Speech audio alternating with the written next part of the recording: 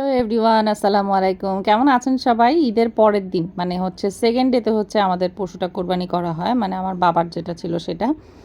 প্রথম দিন তো আমার হাজব্যান্ড, আমার শাশুড়ি সহ যেটা দিছিল সেটা কোরবানি করা হয়। সেকেন্ড ডেতে হচ্ছে আমার আব্বারা যেটা দিছে সেটা কোরবানি করা হয়। তো আমরা প্রথমত হচ্ছে যে যেহেতু বাবার কোরবানি ঈদে বাবা এটাই প্রথম থেকেই আমরা দেখছি যে ছোটোবেলা থেকে বাবা জাত কষায় এনে একদম কষায় দাঁড় করা রেখে 1-1.5 ঘন্টার মধ্যে পুরোপুরি ফুললি কাজ কমপ্লিট করে ফেলতো। বেশিক্ষণ আসলে সময় ধরে করাটা আমরাও একটুখানি বিরক্ত বোধ করি এবং আব্বাও পছন্দ করেন না। আর এটা কিন্তু খুব র্যাপিড হয়ে যায়, কষাই দিয়ে করলে হচ্ছে যে আপনার খুব অল্প সময়ের মধ্যে সুন্দর করে হয়ে যাবে। তো এবার নরসিংদীতে যেহেতু করতেছে, প্রথম দিক থেকে আব্বা খুব টেনশনে ছিল যে কি করবে না করবে। তো এই জায়গা হচ্ছে যে স্বর্ণ ভাই, মানে আমার ভাসুর, উনি আবার অনেকটা হেল্প করছে। এই ভাইয়ারা হচ্ছে ওনাদের গরু প্রথমে আগের দিন আর কি কমপ্লিট করছে, দেন হচ্ছে আমাদের গরুতে আসছে। তো এইটার সবচেয়ে মজার জিনিস কি জানো, এই গরু কোরবানির সবচেয়ে মজার পার্ট হচ্ছে এই যে বিশাল বড় কাঠের একটা তক্তা দেখতেছ না মাঝখানে, গাছের খুঁড়ি যেটাকে বলে সেটা। তো ওনার নাম নাকি ডিজে কসাই, কি জানি নামটা আমার এখন মনে পড়তেছে না, বাট মানে আমার হাজব্যান্ড বলতেছে যে ডিজে কসাই, তারপর আরও কয়েকজন আশেপাশে বলতেছে। তো শুনে না খুব আমার কাছে মজা লাগছে বিষয়টা। আর একটা কিন্তু ইউনিক জিনিস, এবং ভাইয়েরা যারা ছিল তারা খুবই হেল্পফুল ছিল। আমি যেভাবে যেভাবে বলছি, কিংবা যে এভাবে পিস করেন, কিংবা হচ্ছে আমাকে কিমা করে দেন, যেটা যেটা বলছি ঠিক সেটা ঠিক সেভাবে করে দিছে। তো পার্ট বাই পার্ট করে খুব সুন্দর করে র্যাপিড কাজ করছে, খুবই র্যাপিড কাজ হয়েছে। আমার আম্মু আর আব্বু বসে রয়েছে। এইটা হচ্ছে আমার জীবনের সবচেয়ে বড় একটা স্মৃতি। যদিও আমি এই ভিডিওগুলো আপলোড দিতাম না, কারণ এই মুহূর্তে ভিডিও আপলোড দেওয়ার মতন মন মানসিকতা আমার নাই। তারপরেও ভিডিওগুলো করে রাখছি, এটা আমার কাছে একটা বিশাল বড় স্মৃতি। আমার কাছে খুব মানে আমি খুব লাকি, সত্যি বলতে গেলে আমি খুব লাকি। এদিকে আমার আব্বা গরুর মাংস পিটাচ্ছে কসাইদের মতন। আব্বা মানে ওইটার মধ্যে দাঁড়ায় খুঁড়ির উপরে মাংস পিটাচ্ছে, সেটা আবার জামাইরা বলছে যে তুমি এসে ভিডিও করো। তো জামাই এসে হচ্ছে যে আবার ভিডিও করতেছে এটা। তো আমিও এই জিনিসটা ক্যাপচার করে রাখছি। আব্বা সবসময় বলবে, রাহাত হ্যাঁ ক্যামেরাটা অন করো। আমার আব্বু ছবি তুলতে খুব পছন্দ করে। আমি ভাবতেছি যে বাবাকে একটা ইউটিউব চ্যানেল খুলে দিব, ভিডিও করতে খুব পছন্দ করে, ফেসবুকে খুব অ্যাক্টিভ থাকে আমার আব্বা। তো ভাবতেছি যে বাবাকে একটা চ্যানেল খুলে দিব। তো ক্যামেরাম্যান হচ্ছে আব্বার বেশিরভাগ সময় আমি থাকি, রাহাত থাকে, আমার ভাই থাকে। বেশিরভাগ সময় আমি আর রাহাতই থাকি। তো আব্বা আবার রাহাতকে ডাক দিচ্ছে যে রাহাত আসো, আমি গরু পিটাইতেছি, দেখো এটার একটা ভিডিও নাও। তো এই ভাইটাকে খুব সুন্দর করে বলছি যে আমাকে মাংস কিমা করে দিতে। উনি এত সুন্দরভাবে মাংস কিমা করে দিছে। এই কিমাটা না কাবাব টাবাবের জন্য না, এই কিমাটা হচ্ছে লাইক শর্মা কিংবা নুডলস, কিংবা ধরো তুমি একটু মোমো খাচ্ছ, যে কোনো কিছুতে তুমি হচ্ছে এই কিমাটা ইউজ করতে পারবা। অ্যান্ড খুব বেস্ট একটা, মানে কি বলবো, কিমা হয়, খুবই সুন্দর, খুবই অসাধারণ কিমা হয়। তো ওনার কিমা করার পুরো একটা ফুল প্রসেসটা আমি তোমাদেরকে দেখাবো ভিডিওতে। আর এই যে উনি হচ্ছে পায়া কাটতেছে, দেখো আমরা তো খুব মানে অনেক গল্প টল্প করতেছি সবাই মিলে একসাথে। খুব ভালোই মানে মজা হচ্ছে। এবারের কোরবানিটা আমার কাছে খুবই খুবই খুবই স্পেশাল ছিল, যেহেতু আমার বাবা মা গেছে আমার সাথে প্রথম কথা। দ্বিতীয় কথা হচ্ছে পরপর 2 দিন আমরা কোরবানি করছি। এইটা আমার লাইফে ফার্স্ট টাইম। কোরবানি তো 3 দিন করা যায়, তো আমরা হচ্ছে এই 2 দিন করছি। এই যে উনি কিমাটা করতেছে, দেখো একদম বড় যে সলিড পিসগুলো আছে সেগুলো নিছে। চর্বি আমাদের গরুর মাংসে একদম ছিল না আলহামদুলিল্লাহ। 2টা গরুর একটা গরুতেও কিন্তু আমরা চর্বি ছিল না, উপরে যে হালকা একটা চর্বির আস্তরণ থাকে সেটা ছিল।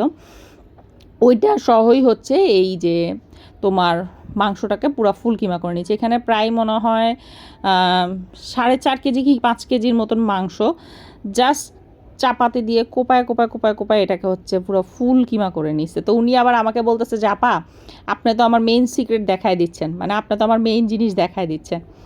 আমি ভিডিওগুলো আপলোড করতে অনেক দেরি করে ফেলছি। হ্যাঁ, বিশেষ করে ওই যে ভাইয়া যে মাংস কাটতেছে দাঁড়ায় থাকে, উনিও বলতেছে যে আপা আমাকে তো ভাইরাল করে দিবেন। তবে আচ্ছা ঠিক আছে, দেখা যাক করতে পারি কি না। তো এদিকে কিমাটার প্রসেস যেটা, সেটা হচ্ছে যে আপনারা বাসায় চাইলেও করতে পারবেন।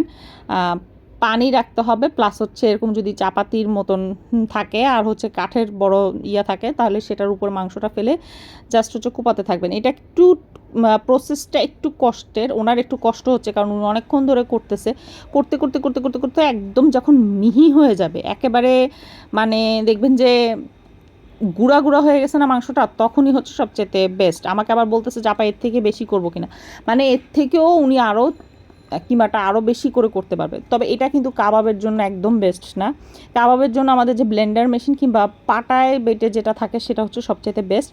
এইটা হচ্ছে আপনারা নুডলস, তারপর হচ্ছে মোমোস, তারপর অন্য কোনো আইটেম যদি করতে চান, যেমন আমি ফ্রাইড রাইসের মধ্যেও দিই, সেভাবে করতে পারবেন। আমি কিন্তু ভিডিওটা কাট করে করতেছি। আপনারা দেখতে পারতেছেন মাংসগুলো কত সুন্দরভাবে প্রসেস করে ফেলছে, কত সুন্দর করে কিমা করে ফেলছে। এই কিমাটা বাসায় আপনারা 1 কেজি মাংস দিয়ে হলেও ট্রাই করে দেখবেন যে নুডলসের মধ্যে দিলে কীরকম স্বাদ লাগে। খুবই সুস্বাদু হয়, খুব মজা হয়। যাই হোক, আমরা হচ্ছে কোরবানি দিই, মানে কোরবানিটা এখানে করেই কথা ছিল ঈদের সেকেন্ড ডেতেই রওনা দিব, কারণ ঈদের সেকেন্ড ডেতে গাড়ি পাচ্ছিলাম না।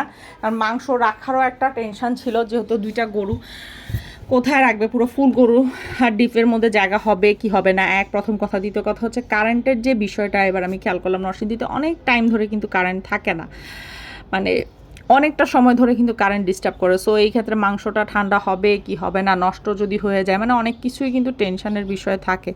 যাই হোক, আলহামদুলিল্লাহ এই জায়গা থেকে একদম সুন্দরভাবে হচ্ছে যে আমরা প্রসেস করতে পারছি। নাজমুল ভাইদের বাসায় কিছু মাংস রাখছি, এনামুল ভাইয়ের ফ্রিজের মধ্যে কিছু মাংস রাখছি, জাস্ট ওভাবে হচ্ছে ডিভাইড করে করে রেখে তারপরে হচ্ছে যে আমরা ওই দিনটা স্টে করি এবং পরের দিন সকালবেলা হচ্ছে আমরা রওনা দিই। আমরা যাওয়ার সময় নোহার একটা গাড়ি নিয়ে নিছি, আর ওই দিন বিকালবেলাতেও আমরা ঘুরছি। ঈদের সেকেন্ড ডের দিন বিকালবেলাতেও আমরা বেশ কিছু কিছু জায়গায় ঘুরছি। সেগুলো হচ্ছে যে অতভাবে ভিডিও শ্যুট করি নাই, কারণ আজরানকে নিয়ে বাইকে বসে আমার পক্ষে সম্ভব ছিল না করা। বাট আমরা অনেক সুন্দর সুন্দর জায়গায় ঘুরছি। আর পরের দিন হচ্ছে যে আমরা সকাল ভোরবেলা উঠে একদম 7টার সময় আমরা রওনা দিছি নরসিংদী থেকে। প্রতিবার আসার সময় না আমি একদম ছাদের উপর থেকে তোমাদের সাথে খুব সুন্দর করে বিদায় নিয়ে খুব ভালোভাবে খুব মানে কথাবার্তা বলে আসি, কারণ আমার একটা আবেগের জায়গা হয়ে যায় নরসিংদী। বাট এইবার আসলে ওই টাইমটা পাইনি, কিংবা ওই স্কোপটুকু পাইনি, প্রথম কথা। দ্বিতীয় কথা হচ্ছে যে এইবার নরসিংদীটা আমার কাছে একটু অন্যরকম লাগছে, কারণ এবার অনেক দিন ছিলাম, প্লাস হচ্ছে বাবা মার সাথে ছিল, প্লাস হচ্ছে অনেক ঘোরাঘুরি হয়েছে, অনেক এক্সপিরিয়েন্স হচ্ছে, হ্যাঁ আমি অর্জন করছি, অনেক জ্ঞান অর্জন করছি এবার নরসিংদী থেকে আমি। যাই হোক, সামনে যে মাইক্রোটা দেখতেছে এটাতে হচ্ছে আমার পুরো ফুল ফ্যামিলি, আমার শাশুড়ি আছে, আমার আব্বু আম্মু আছে, সবাই আছে এটাতে। আর পিছনে হচ্ছে আমরা বাইকে করে আসতেছি। রাস্তায় পুরো পানি জমে গেছে, বৃষ্টি হয়েছে, প্রচণ্ড পরিমাণে বৃষ্টি হয়েছে ওই টাইমটাতে, যে কারণে ঠান্ডা ছিল। এত কারেন্ট নেওয়ার পরেও না ওই টাইমটাতে ঠান্ডা ছিল। আর এবার আসার পথে যে রাস্তাটা তোমরা দেখতেছো, এই রাস্তাটা আমি আসি নাই কখনো, কোনো দিন। এই যে ঢাকা নরসিংদীতে এতদিন জার্নি করছি, আমি এই রোডটাতে আসি নাই। যদিও গতবার আমি যেই জায়গাটা দিয়ে গেছি ওইটাও 300 ফিটের একটা রোড ছিল, বাট 300 ফিটের অন্য কোনো একটা অংশ দিয়ে আমি মনে হয় নরসিংদীতে গেছি। বাট এইবার মানে আসার সময় আমি যে রাস্তাটা দিয়ে আসছি এই রাস্তাটা এটা না, এটা আরেকটা রাস্তা। আমি রাস্তাটার নাম বলতে পারতেছি না ঠিক মতন, বাট বিশ্বাস করবা কিনা জানি না, 1 ঘন্টা 17 মিনিট লাগছে জাস্ট আমাদের ঢাকায় পৌঁছাইতে। আমরা সকালবেলা 7টার সময় গাড়ি ছাড়ার কথা ছিল, 7টার সময় গাড়ি ছাড়া নাই, জাস্ট 8টা বাজার 10 মিনিট আগে মনে হয় আমরা গাড়িতে উঠছি। 9টা 5-এ গিয়ে আমরা পৌঁছাইছি ওখানে, এক্স্যাক্ট 9টা 5-এ না জানি 9টা 7-এ, ঠিক এই টাইমটাতে আমরা ওখানে পৌঁছাই, মানে ঢাকাতে পৌঁছাই, আমার বাবার বাসার নিচে গিয়ে পৌঁছাই। এত সুন্দর রোডটা বিশ্বাস করার মতন না, মানে প্রচণ্ড পরিমাণে সুন্দর। এত সুন্দর রাস্তা আমি জীবনে কখনো কোনোদিন দেখি নাই বলতে গেলে। মানে এত অল্প সময়ের মধ্যে আসা যাওয়া করা, প্রথম কথা। দ্বিতীয় কথা হচ্ছে যানজট কম। তৃতীয় কথা হচ্ছে যে ধুলাবালি কিন্তু কম ছিল। হয়তো পারে বৃষ্টির কারণে এটা হইতে পারে যে রাস্তার যে আলাদা একটা নয়েজ থাকে পলিউশন থেকে, সেই জিনিসটা কম ছিল। বিশেষ করে ঢাকা নরসিংদীতে আসার জন্য আমার কাছে মনে হয় সবচেয়ে বেস্ট রাস্তা হচ্ছে 300 ফিটের এই রোডটা। কারণ যাত্রাবাড়ি হয়ে যে রোডটাতে যায় না, মানে ওই যে নারায়ণগঞ্জ হয়ে যে রোডটাতে যায়, ওইটা খুব বেশি নয়েজ থাকে, প্লাস হচ্ছে অতিরিক্ত যানজট থাকে। আর একটা সময় না বিরক্ত লাগে এতক্ষণ রাস্তায় বসে থাকতে, যে কারণে আমরা সবসময় ট্রেনটাতেই যাই। মানে গাড়ি আমরা টোটালি অ্যাভয়েড করি যানজটের জন্যই। বাট এই রাস্তাটা আমার কাছে এত বেশি ভালো লাগছে, আমি আমার হাজব্যান্ডকে বারবার বলতেছি যে শুনো, তোমার যেহেতু বাইকে করে আসতে পারছি, নেক্সট টাইম তাহলে হচ্ছে যে আমরা বাইকে করেই যাব, বাইকে করে আসবো, 1 দিন 2 দিন থেকে আমরা হচ্ছে আবার চলে যাব। বাট আজরান যেহেতু এখনও ছোট না, আজরানকে নিয়ে একটু টেনশন হয়। তো সেই ক্ষেত্রে ধরো আজরানকে আমাদের বাসায় রেখে 1 দিনের জন্য হলেও আমরা আসবো, যেহেতু যাইতে বেশিক্ষণ সময় লাগে না আর আসতে বেশিক্ষণ সময় লাগবে না। সকালবেলা রওনা দিব, সারাটা দিন থেকে তারপর হচ্ছে রাত্রেবেলা আবার ব্যাক করব। এভাবে করা যেতে পারে। রোডটা খুবই সুন্দর, খুবই সুন্দর। আমি তোমাদের ভাইয়াকে বারবার বলতেছিলাম যে তুমি হচ্ছে যে রোডটা মুখস্থ করে রাখো, যাতে যায় পৌঁছাইতে পারি কিংবা আবার যাতে আসতে পারি। যাই হোক, আজকের ব্লগটা এইটুকুই রাখতেছি, অনেক বক বক বক বক করে ফেলছি তোমাদের সাথে। আশা করি তোমাদের কাছে আমার আজকের ব্লগটা ভালো লাগবে। ব্লগের আগা গোড়া মাথা কিছুই এখন খুঁজে পাবা না, কারণ আমি ওই পরিস্থিতিতে নাই যে ব্লগ আপলোড করব। তারপরেও ব্লগগুলো একটা স্মৃতি, একটা ভালোবাসার জায়গা, সেই কারণে হচ্ছে যে ব্লগগুলো রেখে দিছি, ব্লগগুলো করে রেখে দিছি যাতে পরবর্তীতে দেখতে পারি। তো ভালো থেকো সবাই, দেখা হচ্ছে তোমাদের সাথে নেক্সট ব্লগে। এই যে আম্মুদের মাইক্রোটা নামতেছে,